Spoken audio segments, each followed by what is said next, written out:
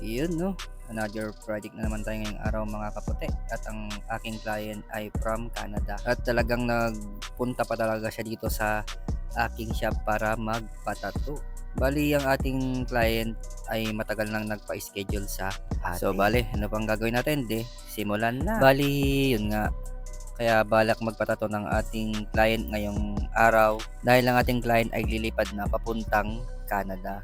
Kaya bago siya lumipad papuntang Canada ay gusto pa niyang munang magpatato bago siya lumipad. Kaya itong design ng ating client, ito po yung binigay niya sa aking layout at syempre hindi natin gagayahin yung design na binigay ng ating client. Mas maganda pa rin pag mayroon tayong sariling gawa at original design na may tatato sa kanya para kapag may nakakita ng kanyang tato ay wala siyang kaparehas. Kaya sa mga nagbabalak dyan na magpatato, kung mayroon kayong dalang mga design o reference, ay maaari nyo itong ipakita sa akin. At gagawa natin yan ng layout o paraan para mapalitan or mabago yung design na ipapagawa ninyo. Para kapag may pinuntahan kayong mga lugar na hindi nyo kabisado ay nakakasiguro kayo na wala kayong kaparehas sa design na pinagawa nyo. Kasi pangit naman tingnan kung kokopyahin natin yung reference mismo tapos kapag may pinuntahan kang lugar ay may kaparehas ka pala. Kaya ang kagandahan din dyan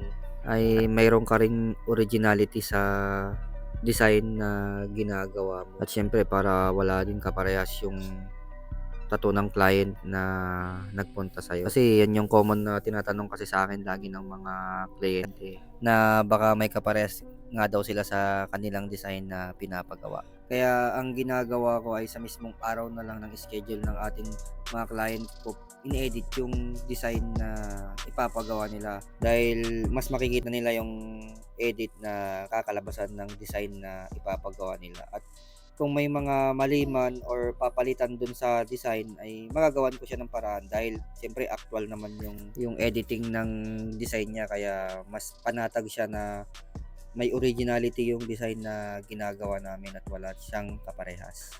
Bali dito ay gumamit ako ng 7 round liner at sa Magnum naman ay 11 round Magnum naman kasi maliliit lang naman yung mga space na kukulayan ko, hindi naman siya ganun ka lapad. Kaya nakadepende din yun sa ginagawa mong pyesa, yung lapad ng karayom na ginagamit. At kung ano yung sanay mong gamitin dun sa piece na ginagawa mo. Basta ako kung ano yung pwedeng gamitin na pasok dun sa design na ginagawa ko, yun ang gagamitin kong karayom. Basta hindi ako mahirapan. Kahit gumamit pa ako ng 4, 5, basta hindi ako mahirapan sa design na ginagawa ko kasi kapag iisang karayom lang yung ginagamit mo, yung parang nagtitipid ka ba, mas lalong tatagal yung trabaho mo. At ang malala baka ma-overwork yung ginagawa mong pyesa. May possible na magsugat-sugat ito habang naghi-healing siya, habang sa healing process. Kasi yun nga, tinipid mo sa karayom tapos ang lalaking space pa yung ginagawa mong pyesa. Maaring masira yung tato or pangit yung kalabasan nito pag nag-healing siya.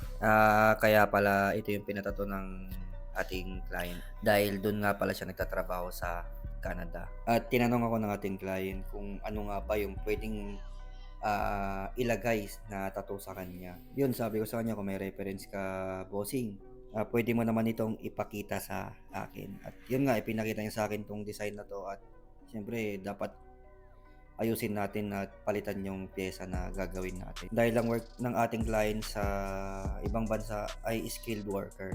Opo, construction po yung work niya doon. At skilled po yung specialty niya. Mason ba? O, di ba?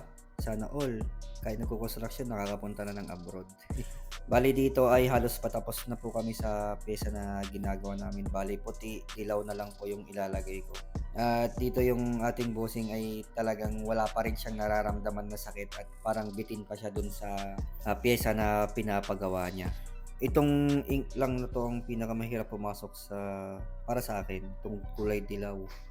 Di ko alam kung bakit hirap na hirap ako ipasok ito. Pero meron naman mga balat na okay naman sa kanila yung kulay na ito, itong dilaw.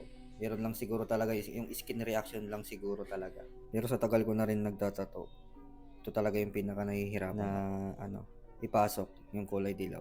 Bali dito ay nagpo-pointillism pala ako, nilagyan ko siya ng extra details sa gilid na pointillism para medyo mas gumanda naman yung kalabasan at yung view ng design ng ating bossing.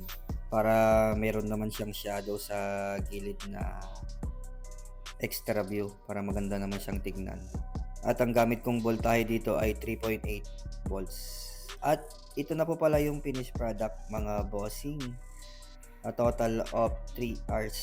Yun, no? Diba? Napaka-solid po ng kulay, no? Basta maalagaan lang ng ating bossing yung kanyang tattoo at hindi yan kukupas. Siguro magpe-fade lang siguro mga 70% lang na fully healed yung mangyayari sa pyesa ng ating bossing. Kasi hindi naman lahat ng tattoo ay kung ano yung ginawa mo nung fresh pa siya ay yun din yung lalabas sa healing process niya. Bali yan.